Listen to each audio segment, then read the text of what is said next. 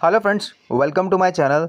दोस्तों, आज की वीडियो हम लोग एक बार फिर से आपको एक प्रॉपर वीडियो फ्रेश वीडियो बनाया है, जिसमें हमारा क्या पूरा प्रोसेस है हम आपको बताने वाले हैं, ताकि आपको कोई भी तरह किसी भी तरह कन्फ्यूजन आ रहे। तो दोस्तों, सबसे पहले किसी भी कस्टमर को जिसको इशू होता है एक सेटलमेंट से रिलेटेड हमसे संपर्क करते हैं, तो हमें हमारी टीम को व्हाट्सअप करते हैं, व्हाट्सअप पे मैसेज करते हैं।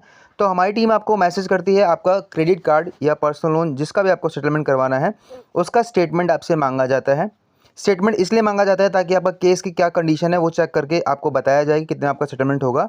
अब यहाँ पर दो चीज़ें होती हैं दोस्तों, कुछ लोग स्टेटमेंट देते हैं, कुछ लोग स्टेटमेंट नहीं देते हैं।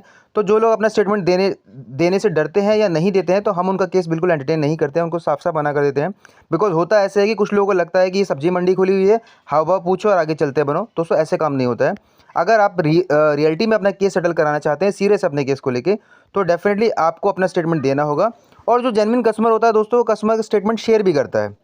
उसको कोई डर नहीं होता, डाउट नहीं होता है कि हम आपका स्टेटमेंट मांगते हैं, आपसे कोई आपकी पर्सनल डिटेल नहीं मांग रहे हैं जिसमें कि आपका पैन कार्ड या आधार कार्ड नंबर मांगा जा रहा है। आपने जिस कार्ड का स्टेटमेंट का सेटलमेंट कराना है उसकी स्टेटमेंट आपसे मांगी जाती है। स्टेटमेंट जब आप हमें शेयर कर देते हैं, और जो लोग नहीं स्टेटमेंट शेयर करते हैं, इसका मतलब या तो ये होता है कि वो देना नहीं चाहते हैं या फिर वो रिकवरी एजेंट है। बिकॉज रिकवरी एजेंट भी कई बार टाइम पास करने के लिए हमारे पास आते हैं। तो इस सिचुएशन में जब आप हमें स्टेटमेंट शेयर कर देते हैं, तो जैसे कि आप हमें देख सकते हैं आपकी स्क्रीन पर, मैं आपको एक चार्ट दिखाने वाला हूँ कि हमारे कस्टमर जिनका हमने सेटलमेंट कराया है, ये एग्जिस्टिंग केसेस इनके हमारे पास चल रहे हैं। और सेटलमेंट जब स्टेटमेंट शेयर कर देते हैं, तो चेक करवाने के बाद हम आपको ये बता देते हैं कि आपका सेटलमेंट जो होगा वो कितने अमाउंट में हो जाएगा और क्या आपका चार्ज लगेगा, जो कि आप अभी स्क्रीन पर देख सकते हैं। सबसे पहला लाइन जो आपको नज़र आ रहा होगा, यहाँ पर आपको दिख जाएगा कि इतना जो भी इनके आउटस्टैंडिंग थे उसके अगेंस्ट में इतना टोटल इनको खर्चा बताया गया था, इनका इतना उनका फीस था, और ये सेटलमेंट लेटर उनको मिलेगा। अब इस केस में इन कस्टमर के दो अकाउंट थे, कार्ड अकाउंट थे बेसिकली एसबीआई कार्ड के, जिनको कि टोटल हमने बताया था 1.35 लाख का खर्चा आएगा। इतने में इनके दोनों कार्ड के सेटलमेंट लेटर इनको मिल जाएगा। ठीक है। इसके बाद बता देने के बाद क्या होता है कि कस्टमर कहता है ठीक है, अगर कस्टमर को लगता है ओके है, उसके बजट में सारी चीज़ें हैं, तो कस्टमर बोलता है ठीक है सर, आगे का प्रोसेस बताइए।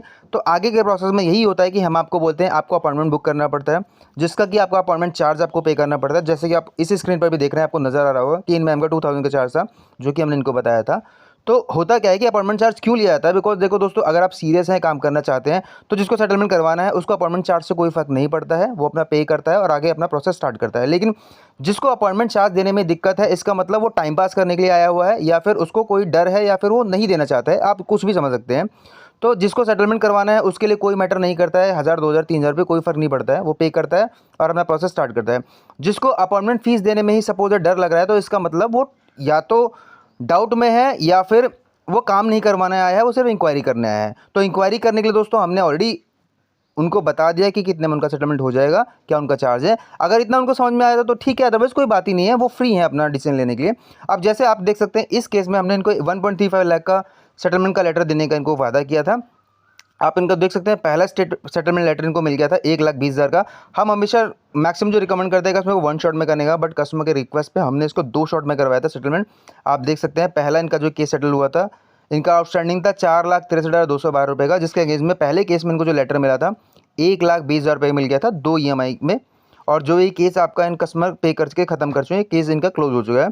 और जो इनका दूसरा लेटर मिला है 28 फरवरी को, मतलब पिछले ही मंथ इनको लेटर मिला है, और वो इनको 15,000 का दिलवाया गया। मतलब 1,35,000 में 1,20,000 का इनको पहला लेटर मिल गया, और इसके साथ साथ 15,000 रुपये का दूसरा लेटर। मतलब 1,35,000 जो हमने कमिट किया था, उतने में इनके दोनों कार्ड के सेटलमेंट करवा दिए गए, दोनों लेटर इनको दिलवा दिए गए बेसिकली, ये आप देख सकते हैं। और इसके अलावा कस्टमर से फीडबैक भी लेते हैं। तो कस्टमर ने जो फीडबैक दे रखा है, अभी रिसेंटली हमने उनका स्टैंडर्ड चार्टर का क्रेडिट कार्ड सेटल कराया है, जिसमें कि उनका आउटस्टैंडिंग लगभग 5,04,000 था, जिसके अगेंस्ट को 2.3 लाख का लेटर मिला है। मतलब ऑलमोस्ट 36% ने कस्टमर का सेटलमेंट करवाया है, और वो भी 4 EMI के साथ, मतलब 4 ई स्ट्रोक के साथ इनको कस्टमर का करवाया गया है। इस तरीके से कस्टमर का लेटेस्ट फीडबैक हमने जो कस्टमर से लिया है, तो इस तरीके से पूरा प्रोसेस चलता है। आई होप आपको समझ में आ चुका होगा, कोई कन्फ्यूजन नहीं रही होगी। कोई कन्फ्यूजन रहती है तो आप टीम से कनेक्ट कर सकते हैं, व्हाट्सएप पे पूछ सकते हैं सवाल, आपको डेफिनेटली सोल्यूशन मिल जाएगा।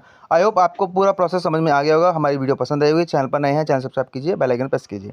थैंक यू सो मच दोस्तों।